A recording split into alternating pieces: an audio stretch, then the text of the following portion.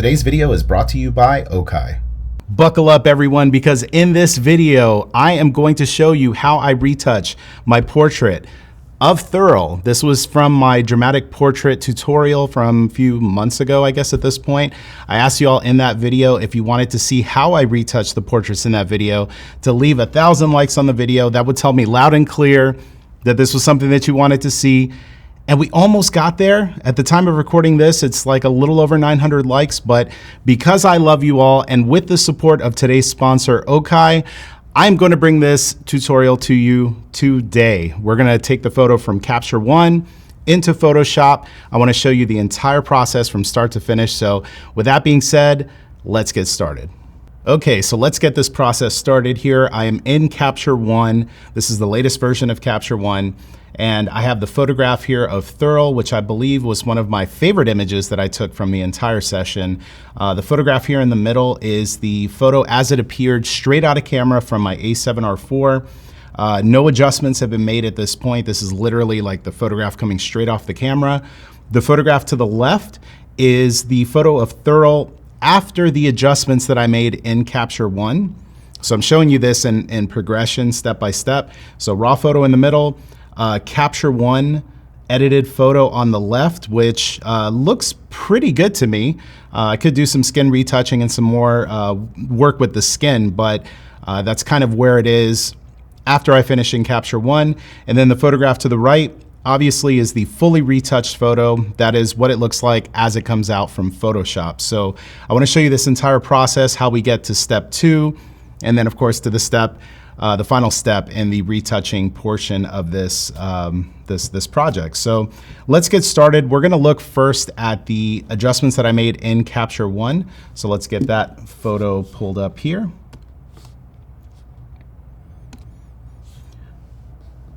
Okay, so here's the photograph in Capture One, and I'll show you guys the adjustments that I made here. By the way, if you didn't watch that dramatic portrait video, definitely check it out, but just so we're all on the same page here, this photograph was taken with the Alpha 7R4 from Sony with the 50mm f1.2 G Master lens. Settings were f14, 1/160th of a second, ISO 100. If you want to see the lighting setup and all that, definitely watch the video, but that is how the photo was taken. And so a couple of adjustments here that were made. White balance, I usually tweak the white balance to my own personal tastes. It's always the first thing that I kind of mess around with. There's not like a right or wrong answer when it comes to white balance. I mean, I guess there could be a wrong answer if obviously you make the person look like a Smurf or they have like, you know, terrible colors in their skin. That's probably wrong. But you kind of work your white balance to your taste, so I kind of tweaked it to these settings here. Of course, your images might be completely different. They probably will be. Exposure, I didn't adjust anything with the exposure, didn't do anything to contrast. Exposure and contrast are two things that I tend to do when I'm in Photoshop, and I'll show you guys how I do that. If there's a lot of pushing that needs to happen to the raw file, then I will do it in Capture One because you have more latitude to push your exposure and to just kind of push and pull your file. You could do a lot more when you're working with the raw file. But in this case, the exposure looked really good straight out of camera. So that's one of the great things about doing studio photography is that you get a really great in-camera image that you don't have to do too much to. And then looking at the brightness here, so I did brighten up the image just a little bit, just went up +6. Again, this was something that I probably could have done in Photoshop, but I just decided to give it a little boost in brightness. Saturation of the colors, I left it the same. A lot of the color grading that I do, I actually end up doing it in Photoshop. So again, unless there's a very kind of desaturated look that's coming out of camera, I tend to do all of that in Photoshop. Moving on to the high dynamic range section, I did boost up the shadows a little bit. If you see the original file, actually that's not the original, here we go. If you see the original file, I did kind of bring things up just a tiny bit in the shadows.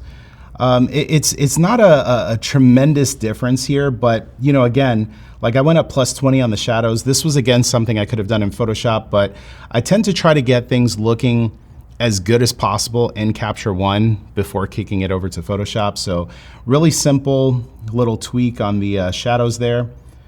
And then moving on to clarity, this is big, right? When it comes to dramatic portraits, at least for me, again, this is my style, my taste. I like to have dramatic portraits that have a lot of detail, that make the person look almost like hyper realistic. So if we zoom in here on this photograph, you're gonna see that there is just a tremendous amount of detail in the skin. You know, a lot of detail here in the beard. It might actually appear a little bit over sharpened on the beard, but to be honest with you all, I don't mind that. Sometimes you can get a little bit crazy with the sharpening, and this is like knocking on the door of being a little bit crazy, but I like it. It's got that hyper realistic look that I'm trying to go for with my own taste of images. Again, if that's too much for you, just don't do as much when it comes to clarity.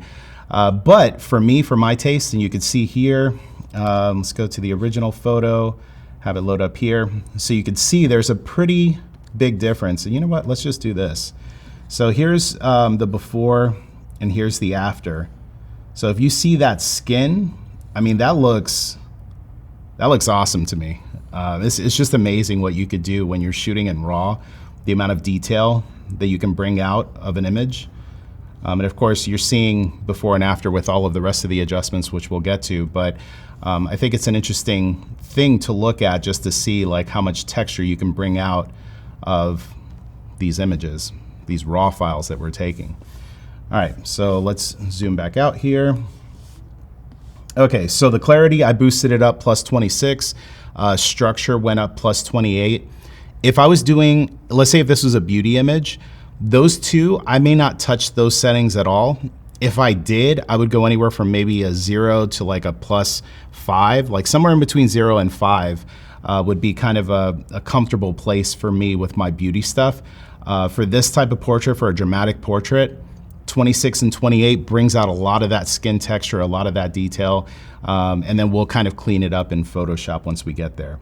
Another thing that I didn't do it to this image, but I have dehaze pulled up here because I wanted to show you this. I do this a lot with my portraits, and I think if I would have retouched this from scratch today without looking at what I did before, dehaze is something that I like to use, and I'll actually show you what it does here. So if I bring the dehaze up a little bit, you'll notice that it's doing some kind of interesting things to the background. And again, I kind of get to this in Photoshop, but this is kind of nice if you want to, you know, do a little bit more in your raw processing. And I'll zoom in here just a little bit, just so you can see exactly what dehaze is doing here. So, you know, it does kind of do some things to the skin, which is maybe why I didn't end up using it for this specific image, but keep in mind, like, use this tool. Like, keep this tool in mind when you're doing your retouching, because this was one where, like, maybe, I don't know, maybe I would have gone to dehaze, maybe like a 9 or something, or an 8, and that would have been pretty cool. Didn't end up doing it for this photo, but just note that. Moving right along, levels I didn't mess with, curves I didn't mess with, vignetting, unless you are using a lens that maybe has heavy vignetting, you can make some adjustments to correct that here. I'm using the 50 G Master, fantastic lens. Didn't have any issues with vignetting. Looks good to me, so I didn't mess with that. And then we have our styles and presets. Now, I end up kind of doing a lot of the color grading in Photoshop. Sometimes I will end up using presets, and I found this really awesome preset pack. They're not a sponsor or anything, but they're called Lutify Me. Somebody put me onto this a while back, and I don't use it all the time, but every so often when I'm trying to go for kind of like an interesting look, I'll go through the presets, and I happened to find one that was a preset that was based off of the movie Black Panther. And so I applied that preset, and it gave a pretty interesting look. Let me see if I can, well, I don't want to clear it here, but you guys kind of saw the before, right? So a lot of the color that you're seeing in this photo came from that preset. So If it's something you want to check out, I'll leave a link in the description of this video. You know, they're not my presets or anything like that, but it's an interesting pack that I do use for retouching portraits. And it did a pretty cool job of just adding this, I don't know, just interesting color grade. For some of you, you might see this color grade and be like, hey, this is great, let's just move with that. But I want to do some more to this photograph. So what we're going to do now, just to double check here, that was the last part within Capture One. So I'm going to show you how I exported this photograph to work with it in Photoshop. You're going to right click on the photo. You're going to edit with, and then select Photoshop. These are the settings that I use anytime I'm exporting a file. So I'll leave it up here on the screen if you want to pause it really quick, or you know, if you just want to do it while I'm talking. These are the formats and sizes that I use when I'm exporting an image that I'm going to work with in Photoshop. So I use a TIFF format, 16-bit color, uncompressed, sRGB color space, resolution is 300, scale is fixed. This is going to give you a big TIFF file, okay? Like, it's a big TIFF file. So you're going to have a lot of information there. You're going to be able to add a ton of layers to your image and still end up with something that looks really high quality. So those are our settings. You would hit edit variants. I've already got it loaded up in Photoshop, so I'm not going to do that. But at this point, this will export the photograph, and then it will open up in Photoshop so that you can continue doing your retouch. Before we continue with the rest of this tutorial, I want to introduce you to the sponsor who made this video possible, Okai, and their EA10 Beetle electric scooter. Oftentimes I end up needing to make a short trip to a store or to grab coffee, and having to find a spot to park can be a pain, especially if you live in a big city. The Beetle makes those commutes simple, smart, and fun. It gives you a 40-kilometer range and a 25-kilometer/hour top speed. You can view your speed, drive mode, and more using this big, clear LED display. A comfortable place to sit is so important when you're considering transportation like this, so Okai added a large, body-conforming, soft saddle seat with built-in shock absorbers to help absorb the bumps along your ride. There's also a large footrest which gives your feet a safe place to rest while you're traveling around. Using the Okai Beetle is very easy. You have 3 ways of unlocking it for use, including a remote control key, NFC capability, as well as using their app via Bluetooth. Once you've started it up, you can choose from 3 different drive modes. Eco is great for those times where you're navigating through crowded areas and want to move slowly and carefully. Standard mode gives you a nice balance of speed and battery performance. And finally, Sport mode, which gives you all of the available speed, acceleration, and power that its 350-watt power motor can put out. With the Beetle giving you 560 watts of peak power, you're going to need brakes that can help you stop when needed. For that, they have front and rear drum brakes along with EBS. Squeezing the brake handle slowly brings you to a slow stop, and if you're in a pinch and you need to stop quickly, you can push down harder to increase their action. EBS allows you to do the same thing using the throttle on the handle, which is quite handy.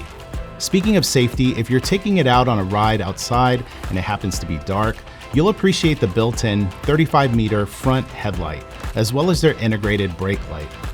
All of this is powered by a swappable battery that can be charged while it's in the scooter or taken out to charge separately in the event that you have to store the scooter somewhere else. The seat and handlebars are foldable, which makes storing it anywhere really easy. And even taking it with you in the trunk of a car is possible thanks to that folding design. The Okai app is available for iOS and Android, and it gives you a convenient way to view important stats, including battery info, smart diagnostics, and so much more. I've been using it for over a month to get me around town, and it's not only fun to ride, but it saves me time and money for those close local trips that I make throughout the week. The Okai Beetle is priced at $699 USD, and their optional basket is $49.99 USD. To get additional details on the Okai Beetle and save money on your purchase, check out the link and discount code in the description of this video. Big thanks again to Okai for sponsoring today's video, and now, back to the tutorial. So here we are now in Photoshop. I have the photograph opened up. This is with all of the layers. This is like the complete retouch again that you're seeing on screen. I'm gonna take off all of the layers and I'm gonna work through one by one and show you what I did to end up with this final result here. I'll start off first by just kind of turning off all of the layers and we'll just kind of build up from there. So again, this was the photo coming from Capture One. And the first thing that I did was I wanted to kind of play with the redness that was in the skin. When Thirl showed up, he was telling me he had a treatment that was done to his skin and it kind of made some patchy kind of red patches on the skin. That's never a problem. Like I always tell people, there's a lot of times where people are like, oh, you know, I've got a pimple or I broke out or whatever the case might be. And I'm like, don't worry about it. Just come on down because it's super easy to fix. And I'm gonna show you guys how to do that. So you can see here with the before and after that we kind of addressed a lot of those, the redness of the skin.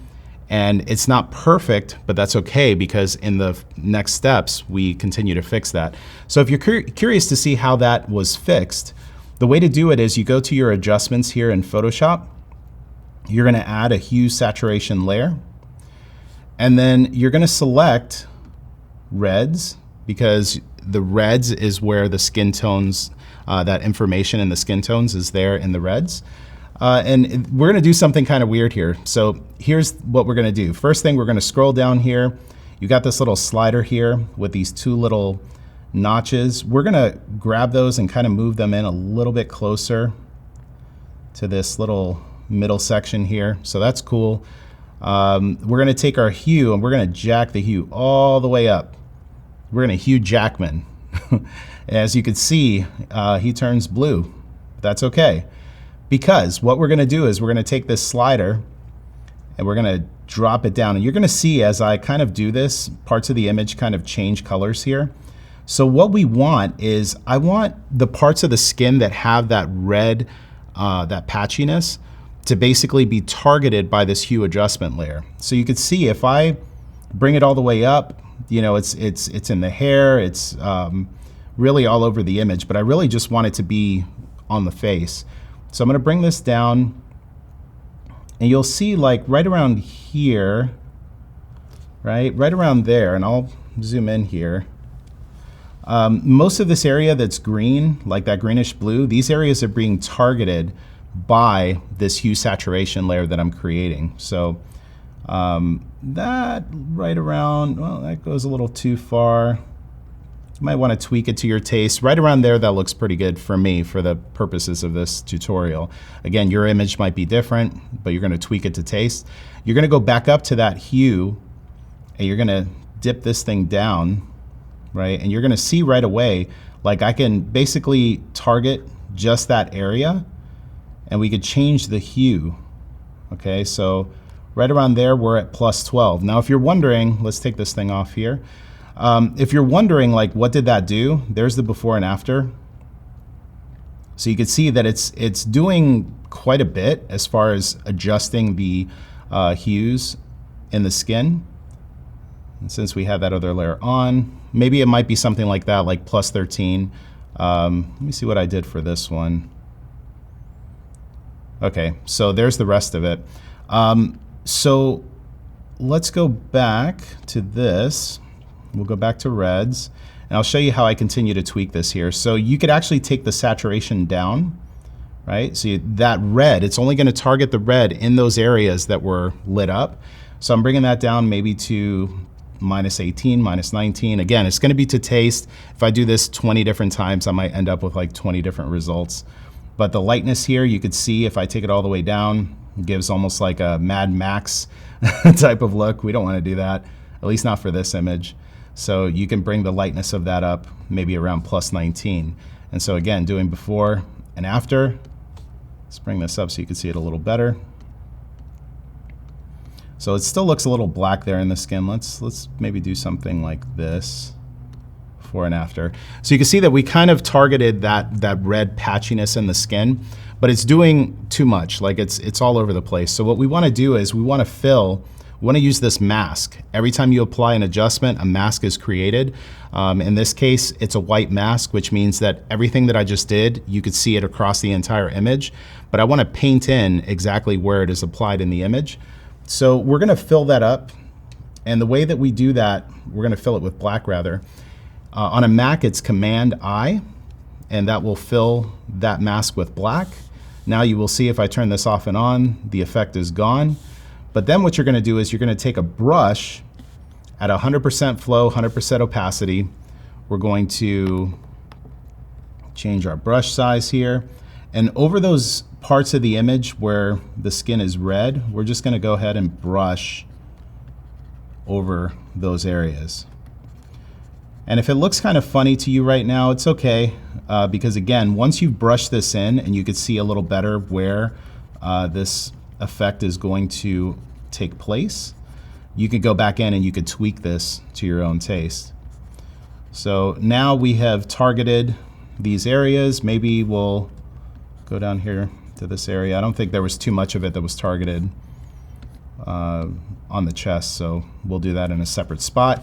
All right, so now before and after, you can see what this looks like.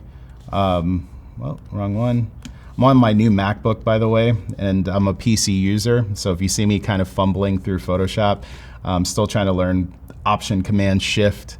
If you guys have any good resources for that, by the way, leave them in the comment section, because I'm still trying to migrate from Windows over to Mac. So this is what the mask looked like originally for the image that I showed you guys. So you can see like all this white area, that's where I brushed in the effect. Looks kind of weird when you look at the mask that way.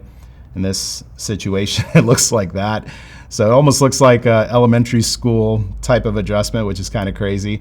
But if I click on this and I go back to the reds, now that I have it painted in those specific areas, you can continue to tweak, right? So you can see those adjustments, and now it'll be a little bit more kind of localized to the area that you're trying to retouch. So real simple, real easy. I'm going to delete this layer because again, we've already done it. It's right there.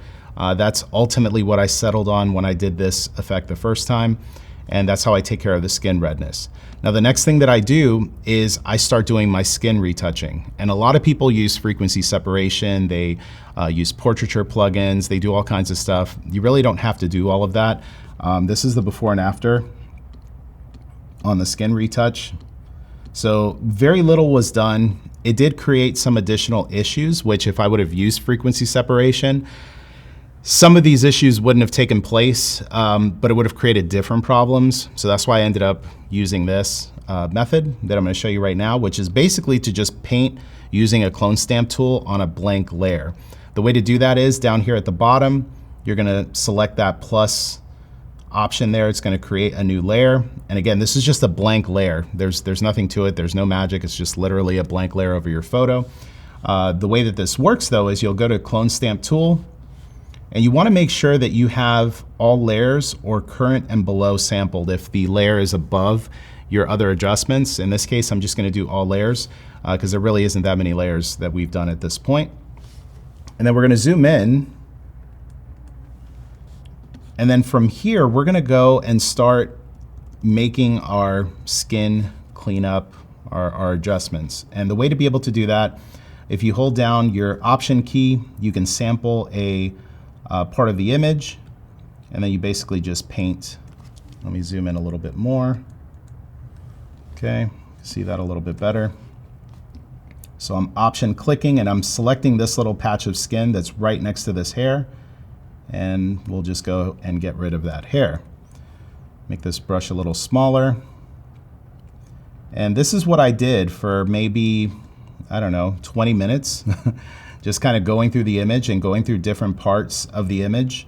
Maybe if there's a pore or if there's a patch of skin that the light kind of just hit it a little bit weird. I go through those different spots and I basically just do this. It's a little bit of a tedious process, so I'm not going to do the whole thing here for you in this video, but I just want to show you this is how you would use this tool. And it gives you a really nice, a really clean result. If you want to spend a ton of time doing this, you can get like a perfect skin retouch using just this tool.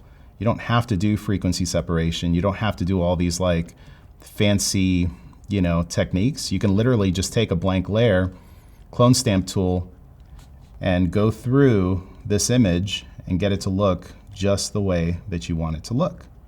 Now, again, that's how we do it. I go throughout the entirety of the image.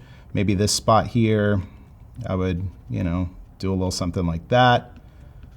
Go through this. Oh, let's go back, Command Z. All right. So we can go through this image, and of course, you know, this would be a much longer video if I end up doing this entire thing from start to finish, but we'll turn that off. This is what I ended up doing. So you can see it's not perfect. It wasn't a perfect skin retouch, but that's okay because we fix a lot of it. And also, there's also a part of it where a lot of times people do this like pixel level retouching, and no one ever is gonna see your photos at a pixel level. So, you know, just kind of keep those things in mind as well. You want to retouch based on where the image is going to be displayed. And, you know, if it's not going to be displayed where somebody's going to see it at like 400%, then what's the point of like having like pristine, perfect skin? That's just a big waste of time. All right, so that is how we did the skin retouch. So at this point, skin redness, we adjusted using the Hue Saturation, blank layer with a clone stamp tool for the skin. Then the magic. Here is our 50% gray layer. This is dodge and burn. You can see, turning this off and on, that it does quite a bit, right? Those areas that we talked about, right? That part of the forehead there where you were probably like, oh man, Miguel, the skin retouch doesn't look great. But look at that, dodge and burn for the win. So what is dodge and burn? And let's zoom in here a little bit so you can see what's happened before, after. Okay, so dodge and burn. The way that it works, the idea of it is that you're going to paint on the highlights and the shadows, and you're going to adjust the luminosity of various pixels. So in this case, 50% gray layer is what you need. So what you have to do to create that is, if you just hit this little new layer icon, it just creates a blank layer. But we want to create a very special blank layer. And I think I talk about this in my Photoshop hacks video, which I'll link in the card above, so you guys can check that out. But if you hold down Option and click on that same new layer button, you get this new layer dialog box. I'm just gonna call it 50G for 50% gray. That's what I usually will name the layer. And I go to Mode, and I'm gonna select Soft Light. And then this little box now shows up. So if you noticed, when I was in normal, that box was grayed out. But as soon as I bring it to Soft Light, it starts up and it says fill it with soft light neutral color, 50% gray. So that's why I call it 50G. So we'll tick that little box there, we'll hit OK. And now our 50% gray layer has been created. Now, with that 50% gray layer, I can dodge and I can burn on that same layer, which is really quick, really efficient way for you to do dodge and burn. But before you dodge and burn, I recommend that you add a black and white layer. Now I added one. I'm gonna go up to the top here. I already added one, and this black and white layer, you could see what the adjustments were. So I basically just kind of played with the reds and the yellows. The reason for this is that you want to be able to look at the photograph and not be so skewed by the color. You want to really adjust more of the contrast within the portrait. And the best way to do that is just eliminate color so that you're just looking at black and white pixels, right? So on that 50% gray layer, the next step that we're going to do is we're going to select our brush. So our brush tool is here. We're going to take our flow, and if you're just starting out, I would say set your flow to maybe like a 1, because this effect does build up really quickly. I'm going to set it to 3 because I've been doing dodge and burn now for, geez, like 6 years. So I'm not a pro, but I'm pretty good at dodge and burn. Like I'm pretty competent, I'm pretty comfortable with it. So now what happens is with a black and white color selected, and if this is a different color, just kind of click this box here. If you hit X on your keyboard, that will switch between black and white, as you can see. So white basically will dodge and black will burn. And if you don't know what that means, dodge means that you're gonna lighten something, burn means you're going to darken something. Okay, so on that same layer selected, and make sure that you have it selected I have made the mistake before where I add that black and white layer and then I start trying to do this process and I'm like in it for like 5 minutes and I'm like, dang, this picture looks exactly the same as when I started. And then I realized the whole time that I've been painting on this black and white layer that I added, and that does nothing. So don't be like me. Make sure that you have selected your 50% gray layer. And then what you want to do is you're going to start off, you could start off with dodge or burn, whatever your preference is. I usually like to start off with whatever is most useful for that specific image. So in this case, like I start off with dodge because I feel like there's a lot of spots here that I can dodge and kind of fix up. But essentially what you're going to do is you're going to paint over these areas that have these pixels that are darker than the pixels that surround it. Because what happens to most people, to most viewers, if you're looking at skin and you're like, oh man, you know, something looks off with the skin or it doesn't look super clean or you see any kind of like issues that have to do pertaining with skin, usually what ends up happening that what you're actually looking at is that your eyes see the difference between the surrounding neighboring pixels. So if you see one dark pixel in a sea of brighter pixels, which is usually like a mole or something like that, or a pimple, your eyes automatically go to that dark spot in the sea of bright. So what do? Well, you can get rid of the pimple. You could just do that clone stamp trick. But again, in some cases, you're still gonna do some extra work. And the easiest way to do that is just to go to those pixels and just try to make them a little less bright, or you can go to the pixels that surround it and make it a little bit darker. So again, this is another one of those kind of tedious processes here. And as I do this, you're not gonna see very much in terms of like what's happening. You know, it may not look like a lot is happening, but when I do the before and after here, you're gonna see exactly what's happened. So let's get rid of this here. All right. So I usually go over the nose here, go through this area here, this area under the eye. I like to kind of give this a little bit of a tweak here. There. Okay, so again, I'm not gonna do this, you know, completely from start to finish, but I'm just kind of doing a quick one here so that you guys can see. And the reason why I'm doing this here, let me turn this off. This is exactly what I'm talking about. So if you see this area right here, you see there's like light pixels and it's surrounded by dark pixels. So if I turn off this black and white layer, as an example, you see it. Like you see that there's like a spot there and our eyes immediately are drawn to that. And I don't want people to be drawn to that spot on the side of the nose. I want people to be drawn in by the eyes, by the overall just awesomeness of the image. I don't want them to see these little like dots and stuff like that, you know, if I would have used a different light in a different position, that wouldn't have been there. So you always have to kind of treat those things individually. But going back to dodge and burn, you could see real easy, this is like 2 seconds worth of dodge and burn and you could already see, let me turn this off here so you can see it in color. We'll go back, this is before and after. So you can see already with dodge and burn what we've done. And again, I'm doing it very quickly because I just want to demonstrate how the tool works. We're gonna delete this layer and this was the before and after for dodge and burn. So this step usually will be the longest step in my retouching process. Dodge and burn usually could take anywhere from maybe 20, 25 minutes on like a basic portrait. And it could take several hours if you're doing a beauty photograph, just kind of going in. Sometimes you'll even go at like a pixel level. You'll zoom in like super close, right? Like say like something like this. If you want to get an image to be like perfect, you can go in there and you can literally at a super close up level, you can clean up all of this stuff here. Now, the reason why I didn't do it for this portrait is that number one, we're not doing a beauty retouch. But again, I'm showing you the technique because if you were, this is how you would do it. And the other reason is that most of the time when you see the photograph full screen, you just see it full on, or if you see it on social media, you won't notice the amount of work that it takes to get to get this to be so-called perfect. I went a little too much there. You're not going to see all the work that went into it.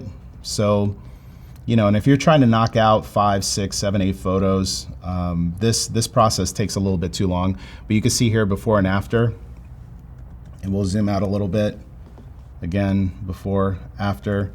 So, you know, you could spend as much time on this step as you want, and I would tell you, you could probably do like 70% of the skin retouching in Dodge and Burn and get like a beautiful result.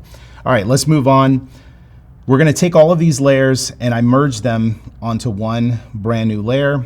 You do that on a Mac with Command Option Shift E or Control Alt Shift E. Get so mixed up with the Windows and Mac stuff. One day I'll be a pro at it. Then the next step, okay, you'll see right above it, it says Exposure X6. So I'll do before and after on that. And that was a tweak as far as the color. Like this is where I start to color grade the image after I've done that first step of that skin retouch. And Exposure X6 is a plugin that basically has a bunch of different film emulations. I've been using Exposure for a very long time. They used to be called Alien Skin. Now it's Exposure Software. Same thing, but just a lot more powerful, a lot of different things. Again, not a sponsor, but just I've used their stuff for a very long time and I love it. So what I did was, this was a Kodachrome 35mm preset that I used. I'll show you guys how I did that. We'll turn that off. So if you have that merge layer selected, and it's important that you merge all of those layers, which basically, again, just took all of these adjustments that were below and just made one brand new layer that has all of those adjustments included. You have to do that because if you didn't and you just had this selected, the way you get to exposure is you go Filter, Exposure Software, Exposure X7. And if I open it up, it's going to apply the preset to this Dodge and Burn layer, which doesn't work. Like I want it to the whole image, which is why you merge, or you could flatten the layers if you want to do that too. I don't like doing that because sometimes I go back and I tweak things, but we'll select that layer. We go to Filter, Exposure Software, X7. When I made this image, I was actually using X6. Now X7 is here. You can see right away, there's a lot of like different presets that you can use that look really awesome. Like now as I open this up, that looks really cool. This is Kodachrome 35mm from 1936 to 1962. They have all these different presets, and if you hover over them, you could see what the photograph looks like before you select it, which is kind of cool. Even this one, 35mm faded, looks really good. This is the thing about portrait photography, you know, sometimes you start to work on an image and then you go back and you kind of start tweaking things, and maybe if I went back through the last, I don't know, 10 years of portraits, they'd all look different today, just because you can have one photo with like multiple looks, you know, it just ends up being really cool. So yeah, so this is Kodachrome 2 muted, even that looks really good to me. But essentially what you'd end up doing is you would select the preset, and then you could continue to make adjustments to that preset as far as the exposure, contrast, you know, just like you would with a raw file. I'm not gonna do any of that, but just as a general tip, what I would tell you is I turn off vignette, I turn off overlays, I turn off focus sometimes. If I leave it on, what I'll end up doing is I'll use a preset and I'll do sharpen low radius. And what that does, if I zoom into the photograph here, you're gonna see that that sharpens the image a lot. Like we'll turn it off and on, right? So it does like a crazy, highly over sharpened image. But what you could do is you could tweak the amount. So you could tweak the radius, right? So now if I do before and after, it's a little more subtle. It's not so strong. So oftentimes I'll do this to bring out a little bit more detail in the subject's skin. I'll just leave it off for this because, you know, again, I've already done this. And then grain, you could add kind of a film grain. And I would tell you that the majority of my portraits have some sort of grain added to it.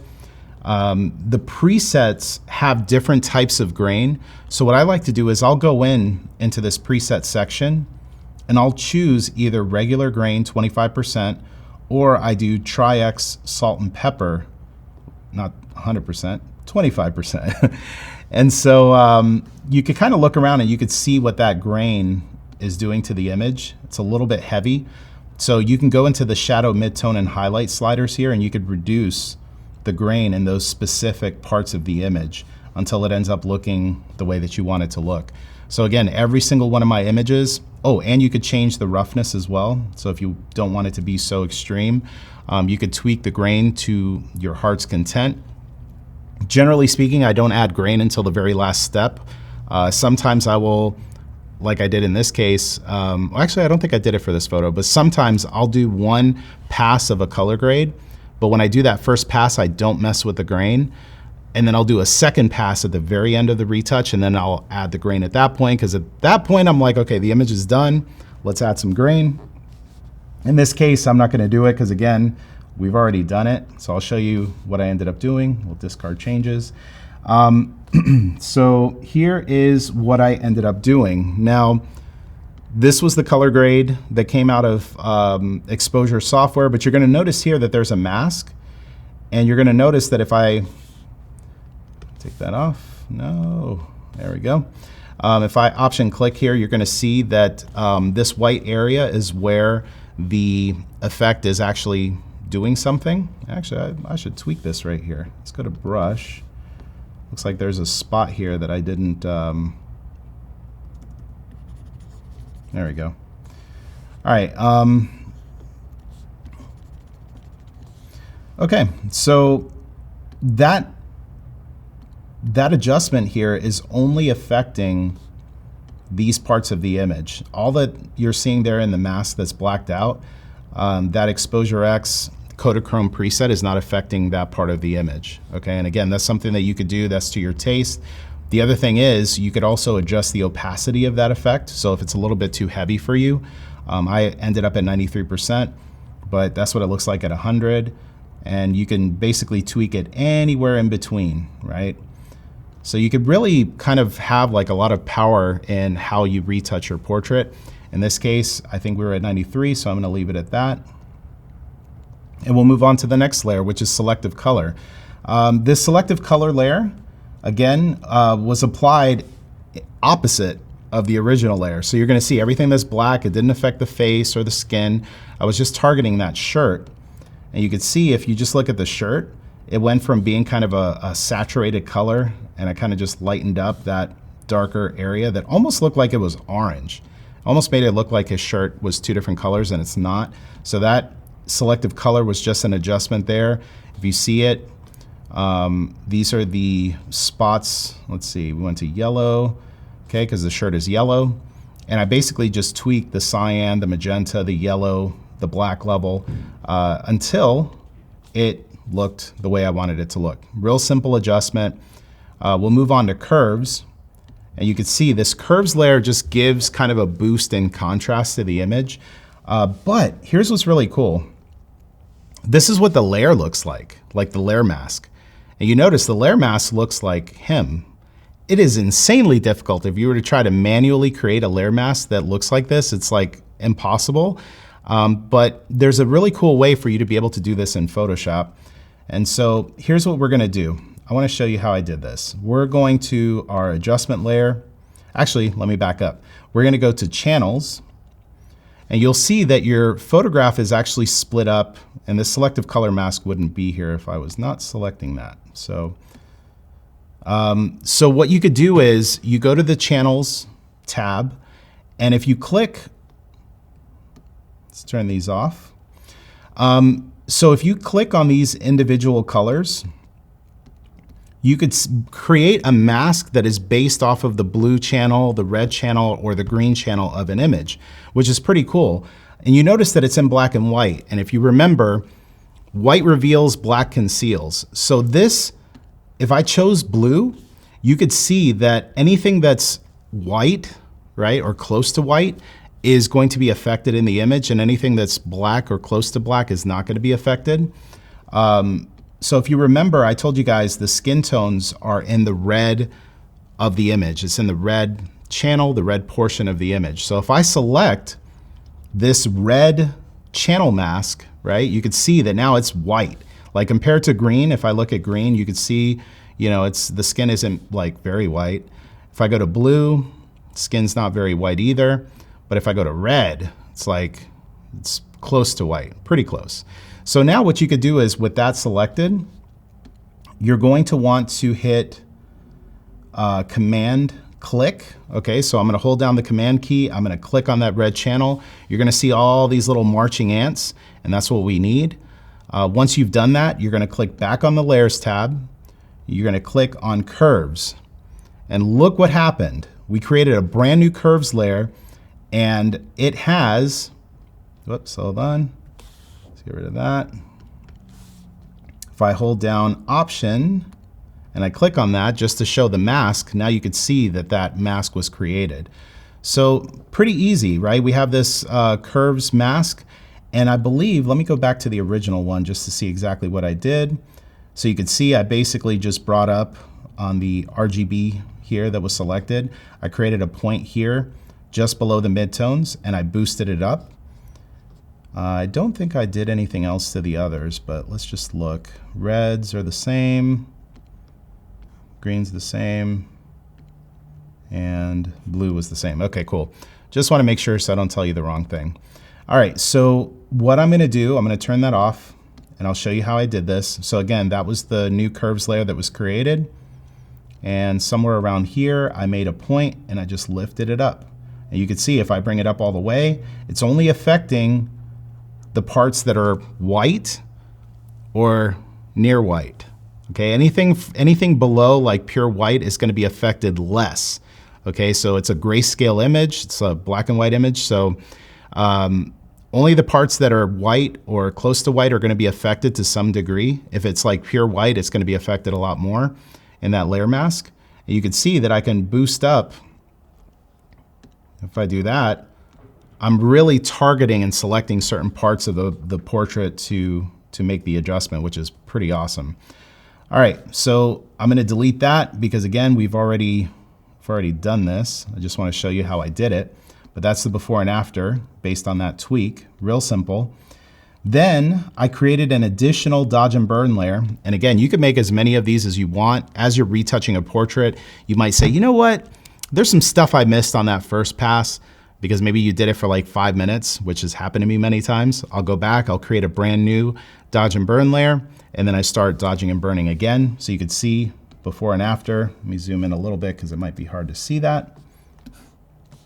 Before, after. So I basically just targeted this little line on the forehead, this dark spot under the eye, and this spot here by the eyebrow. It wasn't very much, but you know, I saw it, I'm like, you know what, let's target that. All right, so we merged those layers yet again, and you'll notice the hair changed up. So what I did was I merged all the layers like I told you before, which was Command Option Shift E, I believe. I'll put it down at the bottom of the screen because I don't remember because I'm on a Mac and I'm new, and this is day one with my new MacBook, so good times. So what I ended up doing was I merged those layers, and then on that merged layer, I decided to do a little hair cleanup. And again, that's super simple. You can go into your clone stamp tool and literally just Option click and just paint, right? So that's how you take care of those stray hairs. I'm gonna bring that back. So real simple, I just merged the layers, did a quick little hair cleanup, and then now we continue on with our work here. So I grouped these layers together that are color balanced layers, okay? I wanna show you before and after here so you can see what this did. Here's before, here's after. So you could see that what I did was I wanted to warm up the skin because we had the yellow in the shirt, we had the blue in the background.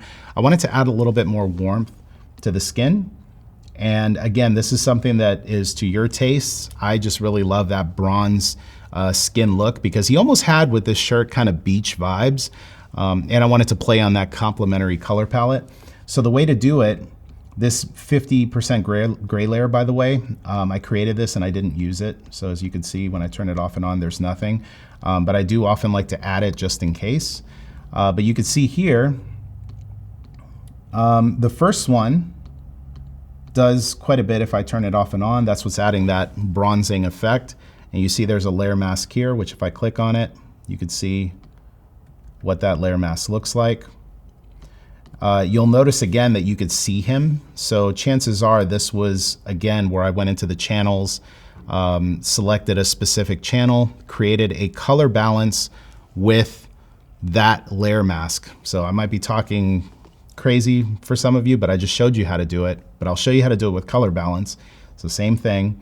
Basically go to your channels. Let me select this. Go to your channels. You're gonna turn off RGB, right? And you're gonna look at these different masks, right? Let's say if we pick the blue channel, for example, we're going to command click on blue. And you'll see you get the marching ants again. We go back to our adjustment layers and we go to this little scale here that's color balance, right? We'll go to our layers before we click it. Now we click it. And you'll see that we've created, yet again, this really cool mask. There we go. Option click. You can see that we've created this mask, right? So from here, you could actually adjust the mask even more if you wanted to, right? So let's say, and that's what I did with this one, which is why he looks like he's got a real dark beard. What I ended up doing was I went to my brush tool, brought this flow to 100%, opacity to 100%, and with black as my color, I didn't want the hair to be adjusted, so I just basically did this, right? So black, again, conceals the effect. So I basically masked out his beard and his hair, because I did not want this color balance to affect his hair. I wanted it to basically bronze up his skin and maybe do a little bit, you know, to the shirt. Again, every image is different, but I'm just showing you how I do this just so that you're aware, right? So it adds a little bit of a layer of teaching to what I showed you guys earlier. So now we have that layer mask, and everything here that is that's black is not going to do anything when I make these shifts to this color balance. So we'll get rid of this again, because again, we've already done it. And I'll show you here, what I ended up doing was I went to the midtones, I tweaked the midtones, increased the reds, increased the greens, took away some of the blues. I went to shadows, increased the reds, increased magenta, increased the blues, and then highlights, I took down the yellows. Okay, so you can target specific parts of the image with this color grade. Some people like to make individual color balance layers. I just make one, and then I just go to each of those, highlight midtones and shadows, and then just tweak it from there. So you can see that just by changing those specific things, we tweak the colors of the skin. It's super targeted, really simple to do. We created another color balance, and you'll notice there's no mask on this. This is affecting the entire image. And all I did here, we again increased the reds across the entire image, increased the greens, increased the blues of the midtones. Shadows, I didn't do anything. And highlights, I didn't do anything. So I basically just attacked or targeted the midtones in the image, and it's very subtle because it was only at 48% opacity. Okay, this one was at 60% opacity. So again, you can make these tweaks, right? This is at 100%, and you can see the yellows were kind of crazy. But at 60%, it looked pretty good. And then here at 48%, looked pretty good. So this was our next step of our color grade. We'll continue up. Then, here we go. So you notice camera raw adjustments. And you notice it's, again, another kind of big difference in how this image turned out. So what I did again was created a merged layer, which again, I'll put the shortcut for that again, but I merged all of these adjustments. And then what I end up doing is I go to Filter, Camera Raw Filter. And this is something that I don't see a lot of people using, but they should be using this because it's very powerful. Once you open up this image in Camera Raw, you again have an opportunity to adjust the exposure of the image. You can add contrast. You can take down the highlights of the image, you know, change the shadows, whites, you know, everything that you could do before that you were doing within Capture One or doing it within Lightroom. And you can continue to make those adjustments here in this Camera Raw filter. So you could see just all the crazy stuff that you're able to do. Remember that dehaze tool in Capture One? Like it's here in Camera Raw as well. So you can continue to make little tweaks and adjustments, right? And I'm just showing you what this looks like for tutorial purposes. But I'm going to cancel out of that. Do change, cancel all? Yep, let's get rid of that. All right, so essentially all I did was just basically make some additional tweaks to the settings within within Camera Raw filter within Photoshop, and we ended up with this. And so we're getting really close to the final part of the image here, which was again to do more dodge and burn. Because like I said, you could do all of that up front, but as you make color adjustments, sometimes additional problems will come up, and you could easily just fix them, again, creating that 50% gray layer. So you can see by zooming in here, we continued to clean up the skin, and there's nothing special here. Again, just using the brush tool, 3% for the, let's go back here. We were at 3% flow and just basically painted on those areas to try to smooth out those pixels. And then I always go and have that black and white layer on top. This is one where like, man, this was the end of the photo for me. I ended up putting it online, but you probably have this happen to you as well, where you finish an image and you're like, I could probably spend a few more minutes on this and get something that looks even better. But again, we don't need that. We're not trying to go for perfect because again, most people aren't going to see it at, I'm at 33%. No one's going to see it super close up, right? They're just going to see it the way that it is. And even as a black and white with that black and white layer, I don't know, let me know in the comments section, what do you think between color and black and white? That looks pretty good to me too. So that's the entirety of the retouch from start to finish, from Capture One to Photoshop, using all of these different layers, these different presets. If you guys want to see more of these kind of in-depth retouching tutorials, if this video, just like I did, I made a promise on the last one, if this video gets to 1,000 likes, I will continue to make more retouching videos. Maybe I'll do like one video where I show you how I take the photo, and then I'll do a separate video because obviously this video is long and they can't all be like an hour-long video, but I'll make another video and we'll do some more retouching and I'll show you from start to finish. So yeah, let me know. 1,000 likes on this video and we will make that happen. So hopefully you learned some stuff, again, seeing it from start to finish. And I have some more videos here on the channel, and YouTube thinks that this video that you see here on the screen is one that you want to watch. So who am I to argue with YouTube? Click on the video, check it out, and I'll see you there.